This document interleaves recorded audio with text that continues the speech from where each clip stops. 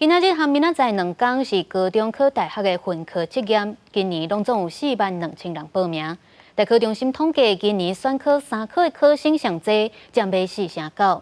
其中选考的科目是今仔日考的数学甲上济人，有26000人，占6成3。也今仔日考的4科全部拢是理组的科目。伫咧场外嘛有真侪家长来陪伴考生全力应战。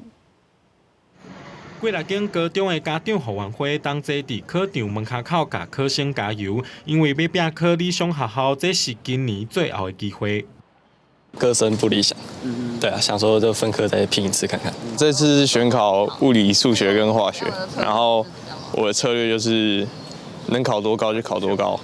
有考生因为个人申请无理想要拼分科，嘛有考生是因为无想要做第2阶段的备审来考试的。不过真侪同学早着考调学校的时，剩家己还咧读册。有考生讲加减会受影响。我们这些分科战士，那也只能就是自己在自己一个区域，然后好好念书。但是说实话，分科的人还是偏少数啦，所以班上的风气还是会比较偏玩乐心态，所以会比较焦灼一点。今年要拼分科的计共有42000人，选考3科的人占上济，将近4成9。选考科目以数学甲26000人上济，占6成3。所来是化学甲物理分科测验，正做理组学生的主战场。你觉得你有念到之前各生没准备到的吗？有，应该算是有，因为我考分科有另外请家教。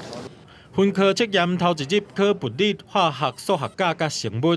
大考中心统计，第一节物理缺考率5.94%，比去年加0.43%。也若考场特殊早起，大部分拢袂歹，无重大违规。记者综合报道。